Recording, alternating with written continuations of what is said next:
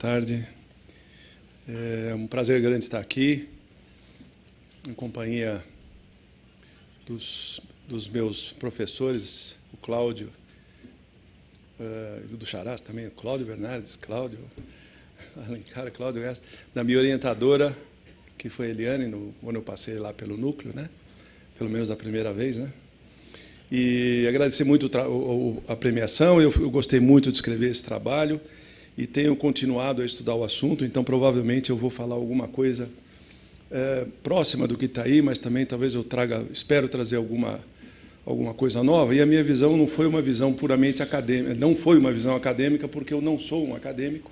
Eu fiz lá o meu mestrado, tal, mas a minha visão, eu tive a oportunidade de trabalhar um pouco com o mercado imobiliário do lado da Prefeitura de São Paulo, depois, agora no Banco Central, voltado para a questão financeira. E um pouco para explicar o trabalho, a ideia é que o núcleo das ideias desse trabalho são os working papers do BIS. O BIS ele é chamado de o Banco Central dos bancos centrais. Na realidade, ele não tem a função de emprestador de último recurso, né? Ele não tem as reservas para emprestar para os bancos centrais, mas ele tem uma função normativa muito importante, reguladora, e servir de fórum de discussões para as questões relacionadas ao mercado financeiro. Então, em 2003, o BIS organizou, junto com o Fundo Monetário Internacional, uma conferência, em 2003, a data importante, que foi, mais adiante, em 2005, constituído nos Working Papers. Então, o Working Paper é um trabalho já um pouco mais consolidado, que eles consideraram importantes, e essa conferência está disponível no site do BIS, e ela serviu, digamos assim, de orientação para os agentes reguladores, vale dizer, os bancos centrais do mundo e os bancos, a respeito de um assunto que é estabilidade monetária e mercado imobiliário. Esse foi o núcleo da coisa. Eu tenho trabalhado um pouco com os índices de preços, então eu usei os working papers para ver mais ou menos o estado da arte da coisa e trabalhar examinando o assunto de forma geral e, em seguida, no final do trabalho, falando sobre os índices de preços mais importantes que existem no Brasil hoje, especialmente os índices de preços de residências.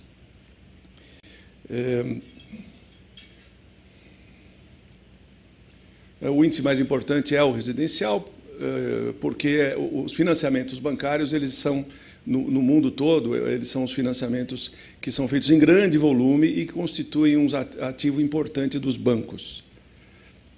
Então, no Brasil, nós estamos passando por uma fase onde tem havido, até recentemente, um crescimento muito grande, e aí está alinhado com tudo que está acontecendo no Brasil hoje, que as pessoas...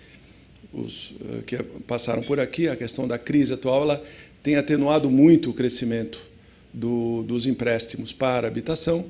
Então, esse trabalho, digamos que isso reflete um movimento que vinha ocorrendo, agora deu uma atenuada, e, se Deus quiser, voltará a ocorrer um movimento de crescimento da importância de financiamento para o setor imobiliário, especificamente no setor residencial, que é o mais relacionado aos bancos, mas também no setor não residencial. Então, uma passagem rápida da história recente da economia brasileira é que o crédito imobiliário, o crédito imobiliário como percentual do PIB, quer dizer, se nós pegarmos todo o estoque de crédito que os bancos têm, ele tem mais ou menos esta cara. No Brasil, isto equivale a 10% do PIB, e no outro limite, o Reino Unido está com quase entre 80% e 90%. Então, conforme as economias vão ficando mais maduras, o crédito imobiliário ele vai se tornando uma função muito importante para os bancos e vai aumentando a função do crédito imobiliário. Então, temos o México, que está um pouquinho mais avançado, a Itália passou por suas crises, também ainda não tem um volume tão grande, mas o Brasil está caminhando para isso. Nós saímos de mais ou menos 2% no ano 2000, estamos hoje com quase 10%. Essa evolução recente, então está lá no ano... A linha de baixo tem uma formatação errada, então é por volta de 2000 até 2010. Em vez de datas, estão os números das datas ali, ninguém vai conseguir converter agora. Mas no ano 2000, nós tínhamos 1,8% do crédito imobiliário representando o total do PIB como crédito do sistema financeiro, e hoje estamos quase em 10%.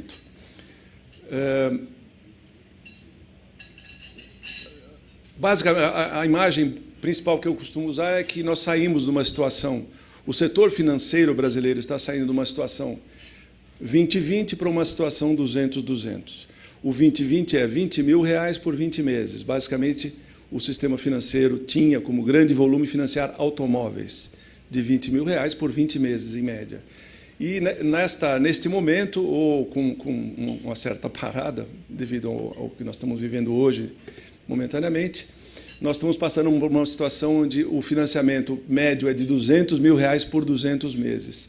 E o impacto sobre a saúde do sistema financeiro é brutal quando a gente passa de uma situação para outra, porque os financiamentos são muito maiores, eles são muito mais longos e as crises são muito mais difíceis de serem resolvidas. E, neste caso, se nós pegarmos o caso americano a partir de 2007, 2008, que resultou na crise do país, a origem dela foi o mercado imobiliário. Por quê? Porque o sistema financeiro muito desenvolvido para o mercado imobiliário, ele teve uma crise de queda de preço dos imóveis, porque alguns não conseguiam pagar, que é o subprime, basicamente, e outros começaram a devolver porque os preços começaram a cair. E cada vez que devolvia para os bancos devolviam para o mercado e tentavam vender, e os preços forçavam mais e mais, e muitos bancos quebravam. Então, a grande novidade que nós vamos ter agora no Brasil é que antes o Brasil tinha duas origens básicas de crises econômicas, que era a finança pública e o câmbio. A finança pública porque o Estado entrava em déficit, não conseguia, tinha uma crise, não conseguia se financiar. E o câmbio, quando faltava dólar, e o Brasil entrava em default, ou na crise de 29, quando não conseguia gerar as divisas necessárias. Então, com esse lado aqui, até fazendo um pouco de brincadeira, é que nós temos mais uma possibilidade, temos uma possibilidade a mais de crise. Quer dizer, como o mercado imobiliário está crescendo e ficando muito importante para o país e para o sistema financeiro, é uma fronteira a mais de crise que até hoje nós não tínhamos. Então, é bem provável que hoje, parte da crise que nós estamos enfrentando, ela está sendo acentuada porque o setor é muito mais importante do que já foi no país. Então, toda essa questão de não vender imóveis, das pessoas não se endividarem e tudo mais, pelo volume que alcançou, isto certamente está servindo para agravar a situação de uma crise, ainda que não seja a origem da crise.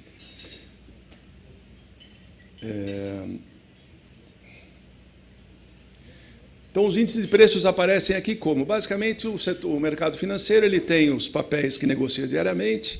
Você vai no mercado, quanto está a ação, quanto está uma LTN, quanto está uma NTN, e você tem as cotações online, que são os papéis mais líquidos. Alguns desses, alguns outros ativos, eles são cotados em final de dia, às vezes o dólar tem uma marcação especial no final do mês, e assim por diante. Só que os ativos imóveis estão crescendo e é um pouco mais difícil de medir. E é necessário medir o valor desses ativos. Então, comparando com o índice de preços ao consumidor, todo mês eu sou coletor de preços ou da Fundação Getúlio Vargas ou da USP, não importa. Eu vou lá, uma lata de Coca-Cola, um pneu, 1 quilo de farinha, estão todos lá, todo mês, nas mesmas lojas. Os preços variam, eu meço e consigo. Se quiser, eu tenho o índice de preços diário, porque eu tenho essa disponibilidade toda. Os imóveis, como é sabido, é negociado com uma temporalidade muito grande entre um e outro, e nunca dois imóveis são iguais, né? No limite, 2 apartamentos, um é face norte, outro é face sul, e aí a coisa vai. Um está no 10º andar, outro está no 1º. Então, cada imóvel é um imóvel, cada transação é uma transação. Às vezes ele está sendo liquidado num leilão, às vezes ele está sendo disputado à tapa num lançamento, dependendo da conjuntura. Então, a coisa de medir preço dos imóveis é um assunto muito mais complicado e que no Brasil nós ainda estamos engatinhando. Nós temos os índices de preços, e isto é extremamente importante. Basta citar um exemplo, que eu, inclusive, vi mais detalhes na conferência da Lares, o índice de preços da FGV, que trata dos imóveis comerciais. Ele foi uma encomenda dos fundos de pensão para que eles pudessem, na gestão dos seus fundos, o fundo de pensão ele tem que planejar atuarialmente o que vai acontecer daqui 30, 40 anos. Ele precisa saber quanto está valendo os seus ativos hoje. Um desses ativos são os imóveis. E como é que faz para saber o preço desses imóveis para gerir um fundo de pensão? E a mesma coisa vale para os bancos, e a mesma coisa vale para o Banco Central, que tem que ficar olhando os bancos e saber se os bancos estão bem, se vão quebrar, se não vão quebrar, onde é que está apertando o calo. Então, o índice de preços é uma coisa que tem crescido, os índices que nós temos são relativamente novos, tanto o ZAP quanto o índice do Banco Central, e eles são da maior importância, e a importância será cada vez maior à medida que este setor passe a aumentar a sua participação no PIB, naquela medida lá, de percentual do PIB, a soma dos créditos imobiliários. Bom, os papers do BIS, na realidade, ele faz uma recuperação histórica, ele analisa as crises de vários países e tudo mais, aparece a questão das bolhas, mas duas coisas são, acho que as duas coisas mais importantes que eu gostaria de extrair daquilo que eu li a esse respeito das crises, são essas duas frases aí de baixo, onde ele diz que a subida de preço, parece que tem um laser aqui, a subida do preço dos imóveis pode resultar em crise. Então, quando você tem uma subida de preços, a possibilidade de crise é apenas uma possibilidade. Especialmente quando ele fala que quando a subida de preços é muito longa, se ela se estende por vários anos, isso imediatamente me remeteu ao Brasil, a possibilidade de crise é menor, porque você tem um movimento estrutural, você não tem um movimento especulativo.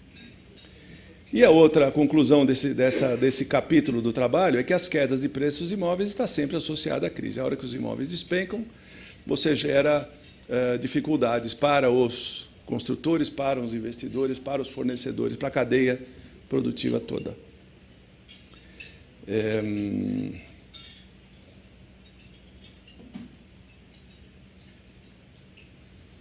Um outro elemento extremamente importante, antes da gente chegar nos índices, ainda acho que é uma coisa importante para falar, também tem a ver com a razão toda deste trabalho e da importância da questão da inserção do financiamento no mercado imobiliário. O ciclo dos imóveis, da produção de imóveis, ele é naturalmente oscilante, já produz um ciclo naturalmente, mesmo sem a participação do setor financeiro. Por quê? O imóvel demora muito para ser feito. Quando a decisão de fazer um imóvel, e as pessoas que trabalham nisso podem falar no meu lugar, até eu vou apenas repetir o que está na cabeça de todo mundo, você toma a decisão de investir quando tem a demanda. A hora que a coisa está no andamento, possivelmente a demanda já mudou, ou não. E assim vai. Mas, normalmente, esse descompasso natural do processo produtivo, ele já gera os ciclos de você ter sobre-oferta ou uma suboferta. E aí os preços vão na direção contrária. E o sistema financeiro ele simplesmente exacerba isso a uma situação extrema, tá certo? E aí, quando você tem um ciclo, né, de investimento, você tem a demanda. Opa! Você tem uma demanda, isso aqui é mais um ciclo, uma descrição simplificada da coisa. Você tem a demanda e aí gera um retorno de capital, e aí como tem um bom retorno de capital, uns e outros falam, pô, também acho que eu vou investir em tal setor. Isso vale para todos os setores, mas no setor imobiliário é o típico, também não estou falando nenhuma novidade, você atrai mais capital, você aumenta os investimentos, o bom retorno durante algum tempo continua, e vai atraindo mais capital, e a demanda continua forte, até que, de repente, esse ciclo vai se quebrando. E não vamos discutir aqui como é que o ciclo vira, isso não é o caso aqui. Mas o setor financeiro ele torna isso, ele exacerba isto. Por quê? Ele está trazendo não apenas o capital daqueles investidores típicos, ou dos investidores do ramo, digamos assim, mas ele acaba mobilizando capitais de outras fontes, dos fundos de pensão, das seguradoras, de investidores estrangeiros, e isto torna... quem lembra, e se a gente recuperar a história deste ciclo nosso, que começou mais ou menos em 2005, é exatamente isso que ocorre. Você atrai investidores, os bancos entram, começam a financiar, e aí você começa essa produção imensa que houve nesse período. Então, isso aqui é mais um argumento no sentido de mostrar como o setor financeiro ele exacerba e ele é procíclico, ou seja, se está tudo indo bem, tudo vai cada vez melhor, né? E na hora que você, na fase de crescimento, você tem todos os elementos para favorecer o crescimento ainda maior, o afluxo ainda maior de recursos. Tem vários mecanismos. Você aumenta o prazo do financiamento, você aumenta o loan to value, em vez de financiar 70%, financia 80%. Nos Estados Unidos a coisa passava de 100%, né? O sujeito comprava uma casa e ainda levava para comprar um carro, né? Você reduz a taxa de juros, porque aí a coisa é estrutural. O Brasil, a inflação caiu muito lá atrás, né? E a taxa de juros caiu muito, agora nós estamos vendo tudo o contrário, né? Então, na fase de crescimento, tudo favorecia. Alguns bancos até começaram a fazer o sistema price em vez do sistema saque, porque o sistema price demanda uma renda um pouco menor, então dá para você atrair mais gente para comprar e assim por diante. E na fase recessiva,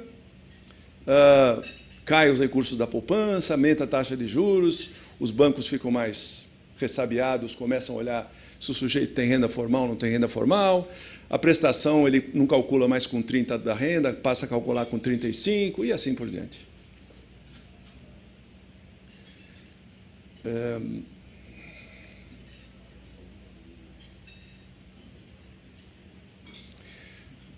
E aí é um pouco uma certa reflexão, porque ao fazer a análise, eu vou jogar um pouquinho para o final. Aí quando a gente analisa o índice, seja o ZAP, seja o do IVG do Banco Central, a gente encontra pontos que a gente pode criticar, né? Ah, porque o ZAP pega o preço de oferta. Ah, porque o Banco Central ele só pega o financiado. E assim vai. Se a gente olhar a Inglaterra tem índices de preços, aliás, mais de um de preços de oferta, e ela tem mais de um índice de preços de imóveis financiados. E tem mais índices. Nós só temos esses dois. E esses índices, a partir do momento que eles existem, a partir do momento que eles vieram a estar disponibilizado para cada um dos agentes envolvidos no processo, esse índice passa a ser de uma utilidade muito grande, porque nós conseguimos ter uma visão do que está acontecendo, e isso é extremamente importante, apesar das críticas que se possam fazer. Então, quando se faz críticas a um índice, e eu tenho críticas aos dois, aliás, todo mundo deve ter suas críticas, eu acho que é importante que se entendam essas críticas no sentido construtivo. Como é que nós poderemos melhorar os índices? Como é que nós podemos criar índices novos? Como é que nós podemos fazer com que os índices novos usem da experiência dos índices existentes ou de outros países para que nós possamos ter uma informação melhor. Eu vou partir, então, para terminar, eu vou partir duas coisinhas. Os papers do BIS são de 2003. Né? A conferência do Fundo Monetário do BIS foi em 2003. Os papers, que se juntou àquelas conferências e se transformou num documento importante do BIS, eles foram apresentados em 2005. E, apesar de tudo que foi falado naquela conferência, inclusive tem textos que parecem um roteiro da crise de 2008, eu falo isso no texto, você começa a ler um texto ali, ele é um roteiro do subprime, mas idêntico, parece que o sujeito estava vendo o que ia acontecer no futuro. Apesar de tudo que aconteceu, os preços dispararam, houve inadimplência, houve uma série de coisas, e ficou uma sensação do tipo assim, será que é possível prevenir bolhas? Será que é possível estabelecer medidas? Esse daqui eu acho, o maior desafio para os gestores do sistema monetário, dos bancos e todos os stakeholders do processo imobiliário. Será que em algum momento nós conseguimos prevenir essas bolhas? Por quê? Basicamente, um dos processos que tem aí é quando está tudo muito bem, está todo mundo ganhando, eu vou fazer um empreendimento, ele vai fazer 2, o outro faz 3, aí vem do exterior, eu arrumei dinheiro num fundo de pensão, porque os professores da Califórnia, aí vai, né? Começa a chegar dinheiro tudo que é lado. Está todo mundo ganhando dinheiro, o preço vai dobrando, está todo mundo feliz. Ninguém reclama. Ninguém reclama, ninguém vai lá para o Banco Central e fala, Banco Central, estou ganhando dinheiro demais. Ninguém fala isso, nem para o governo. Mas na hora que a coisa vira, o meu tempo já deu, então acho que essa é a coisa mais importante. Na hora que a coisa vira, todo mundo reclama e aparece a necessidade de você tomar medidas para minorar a queda do preço dos imóveis e a piora dos negócios em geral. A grande dificuldade é que estes papers são um bom exemplo, e essa é uma das discussões importantes que existe hoje, é que, quando os preços estão subindo, as políticas necessárias para se segurar as bolhas, elas são praticamente inexistentes. É um desafio muito grande para os policy makers, seja de governo e dos próprios investidores, para entender o quanto a coisa está além do razoável. O que é razoável? O que é muito rápido? O que é muito? Eu acho que isso é o mais importante que eu tinha que falar aqui. Tem mais alguns slides, e no trabalho dá para ver as críticas, propostas de melhora dos índices. E queria agradecer a atenção de todos. Muito obrigado.